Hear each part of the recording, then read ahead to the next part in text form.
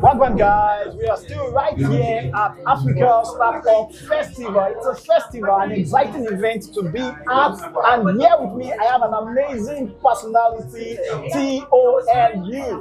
Tolu. I'm Tolu for the records. Can you introduce yourself? Yeah, hi guys. My name is Tolu. I work at Core and I lead the product delivery team. For the purpose of this conversation, I'm a 5 years old child. Look at me, I look like 5 years old, right? I mean, no, you don't. No, you don't. Okay, I'm just 6. An old man. So you need to explain things to me like that. You know, I know you're one of the speakers, but this time, like, you're not speaking on the stage, you're not preaching. Yeah. So what do you do? Okay, so basically, what we do at Core is we enable fintechs offer services to different clients. So take for instance, you have a mobile banking application today. Your mobile banking application, the ability to transfer is backed by an infrastructure, right? And what we do is we provide that infrastructure, the software that helps you bank today. So basically, we're like enablers in the ecosystem. That's what we do. What's your advice for businesses, for brands that are just starting up their startup? Good. So I think one thing first is focus on the main pain points, right? The customer pain points. One thing we did at Core was we identified a gap in the financial space, and at the time for MFB. So what we did is we enabled MFBs. We understood the pain points in the industry. We understood what the industry wanted, and we sought for it. So basically, as a startup, you would always thrive if you are solving an actual problem. And one thing to also mention, especially in fintech spaces, let's solve for the guys who are financially excluded.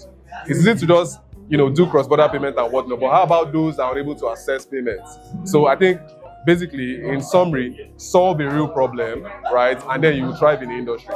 Okay, talk to me about visibility for business.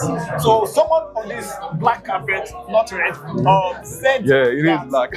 Any business, any startup, anything that makes money, that doesn't have the backing of content or some form of online visibility is dead. Do you agree with him? So I feel like it depends on the niche, right, and your target market. For someone, if you're in a business where your target markets are people in the remote areas, you'd agree with me that they don't view Instagram, they don't do all things like that. So you need to know how to target people like that. Word of mouth, the impact you're making, bonanzas, referrals and whatnot. But if your target markets are people who are in the social media, right, then you know how to then target. Like, okay, fine, this is how you should do your content, this is how your marketing should be. So at the end of the day, again, it boils down to understanding your users, the people you are solving problems for, and know where they are and how to target them. Oh, that is super amazing. I was almost saying supercalifragilisticexpialidocious. I mean, you might need to tell me what that means. Yes. Okay, it means yes. Okay, it means yes. Looking at the journey of startup in Africa, in Lagos, in Kenya, anywhere, like, what has that journey been like from your own perspective? I mean, I think it's been a very, very fast growth in the African tech space, most especially. I mean, looking at how fast we are growing, like, people in other countries are getting to know that Africa is where, or the new Silicon Valley. For instance, some months ago, the UK government came, right, saying they wanted to collaborate with Lagos State government to drive tech innovation. So we are really growing at a fast pace, and in the future, I see us taking over and dominating as it relates to tech, right, in the different industries, especially in fintech. Whoa, that's amazing. Yeah. Okay, so what's your advice to people that have not even started? They just have it as an idea for now. All right. You see, for people aspiring entrepreneurs, I was once there. And one thing I know is that to build a sustainable business in Nigeria, you must have a clear why. What is your why? Because you see, when the going gets tough, you need something to fall back on, which is your why you started in the first place. And hey, focus on solving a real problem. Focus on solving a real problem. If the problem is not real enough, do not even start. Because when the challenges come, right, you're going to back out. But if the problem is real enough, even when the challenges come, because of the burning vision to solve that problem, it will keep you going on until you see that problem until it gets solved. Well, it's essentially bringing everybody in the startup ecosystem together for networking, collaboration, deal making, matchmaking. A lot of conversations have happened so far. A lot of deals I can tell you has been closed. I, for once, I'm currently going to be pitching in the next few minutes for the Antler, to get into the Antler program, right? Because Antler is one of the collaborators, partners with ASF. So yeah, I'm looking forward to great things happening. I'm looking forward to the next big startups emerging emerging from this program, doing great things in Nigeria and Africa as a whole. Well, tell me, what do you think startup and business nomenclature or business atmosphere in Lagos actually is? Okay, so I'll tell you, it's very, very difficult. I'm the head of partnership, so I'll be standing in here for the founder, Shalom Mosaidi. From experience working very closely with him, it's not an easy journey. The ups and downs, the no's and yes, and investors shaking their heads when they feel, your business is not the right fit at this moment. It could be very, very devastating and depressing. But then it takes a lot of courage and enthusiasm and a lot of, you trying to break boundaries to say, hey, I want to keep moving. And that's what I think our founder is doing. And that has, motivated most of us who work with him in this company. That's lovely. So what's your perception of an event like Africa Startup Festival, tech events all around Lagos, Nairobi, Kenya, and the rest? I'd say it's majorly for networking. I came here to pitch what we do. That's why I'm here. I came here to win deals. I came here to, network. That's the most important thing. For me, I think that's what it is for most people also. And I think it gives the opportunity for incentivizing most of those who don't really know about tech in a sense. I think it's a great initiative, especially in Nigeria and around Africa, to help people see how much tech is doing, especially in terms of cross-border movement, remittances, and currency management. So, what's African Startup Festival feeling like for you so far? It's been amazing. It's been cool meeting lots of founders and investors, sharing their experiences. I think it's a very good platform for those who intend to become founders, aspiring founders, those looking for investors, to be here, to learn a lot from the established founders. Tech is where the world is going to. That's amazing. Yeah. It's a beautiful thing what you're doing right now. It's only in movies that things just go smoothly. Yeah.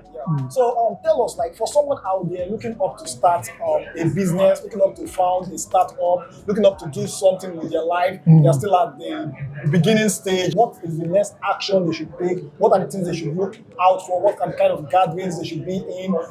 What steps? Maybe things like accelerator programs. I don't know. The first thing for a startup is, do you like what you want to start? If you do not like it and you're starting it for the purpose of generating income, you're going to fail. Part of something you love to do. I ask a lot of questions. My older sister used to say I should go into law, but I was, easy for me to get into the media space because I'm very inquisitive. I want to ask questions, know what you're doing, why this is this, why that is that. And I was a little bit more into politics also. So I tried to decide which of the media space do I want to belong to. And I found out print media was good. Do I want to do gossip? Do I want to write bad things about people? And I said, no, I want to write good things, inspiring things, opportunities, business opportunities and all that. So for whoever wants to go into business or startup, you first need to decide on what you want to do, and it has to be something you're in love with. If you're not in love with it, you're going to fail. If you're in love with it and you believe in it, you understand it's a long process. So you take baby steps. You give yourself 3 years. I started Stakeholders Magazine in February. I'm giving myself 3 years. So what I'm doing in that 3 years is build credibility, which is very important. Credibility and integrity for the publication. So throughout the year, the advert has been free. Maybe next year, a little bit more will be free. A little bit more is expected to generate revenues. So it's part of the process, part of the building process. You don't start and then you start making money from it. So you give yourself a timeline that this business you want to go into will generate revenues. That's amazing. I love the fact that you're talking about building momentum. Like, many people want to start a startup Immediately then, and start, you think you start generating. when the startup gets funding, and you're like, oh, there's a lot of money in this. You want to start, and after doing it for 6 months, and you see that it's not that easy. Like the beautiful part that is painted in the media about startup is not the only part there. You get discouraged. Get discouraged. So that's amazing. So what are the things that made it easy? For example, like you talk about building momentum and starting gradually. At that period when you're still building momentum, before things start to work, how do you sustain yourself? How do you, even the business is also a baby. Yeah. Would keep requesting for things from you. How do you sustain that? Okay, so you have other side hustles. So revenues you get from there, you put it where you have your interests, the platform that you're really in love with, you want to be able to grow. I have a real estate project by the side, and I do some other advisory and consultancy also, and then a little bit of oil and gas well completions sales. Oh, that's amazing. You can see, like, to be honest with you guys, like, this is one of the most valuable conversations about today. Thank you. Hi, my name is Esse. I'm founder of Nappy Esse Wellness. Whoa, that's amazing. I tell people on this black carpet, you can see it's not red. That I have the brain of a 5-year-old child right now. My face looks like a 5-year-old, right? It does. Oh, I won. Okay, so can you explain to me, like, I'm a 5-year-old child, what you do, like how your business, your fast solution, the market, and stuff like that? Okay, so Nappy Esse Wellness is a holistic, sustainable wellness lifestyle brand for empaths and highly sensitive people. Many Nigerians need wellness, many Nigerians need like things like this, but they don't know they do need it. So how do you navigate that? Yeah, I think attending spaces like this and being seen and just coming out and saying, hey, I discovered something that I think we really need, and just putting one step forward at a time is the best way to approach it, because at the end of the day, it's a niche industry and it is a new concept for a lot of Nigerians. So it's a lot of like education and information dissemination that needs to happen in order for it to become mainstream. Most Nigerians don't even know they need well-being. Investors say you need well-being. Let's talk about it. Yeah, we all need well-being. Like, what is well-being at the end of the day? It's preventative health. Would you rather spend your money in a hospital, or would you rather spend your money making sure that you never get to the hospital and you're actually enjoying your life? Option B. Yes. So I think it's a no-brainer. If you want to have a good life, invest in your well-being. Whoa, so that's even still amazing. She said it's a no-brainer. So I still have the brain of 5 years, 7 years, so I'm still better. So I think my audience do have better brain, so they understand what you just said. Do you understand? Hit the like button if you do. Okay, so now to someone just considering starting up a startup like you know, coming up with a business idea like you do have, what do you have to say to them? I think there are many challenges on the way, but you just need to keep remembering your why. There's a reason why I started this. I needed this. I got the solution and I felt the need to share because it's good for everybody. So remember your why. Remember why you started it and stay motivated. Stay resilient. Stay motivated. So if you're still thinking of an idea to start, your idea could be from something you yourself need. Like she just taught us, teach us, informed us, educated us, schooled us. I don't know the right word to use. You want to help me with that? Thank you so much. All of the above. This conversation. Thank you.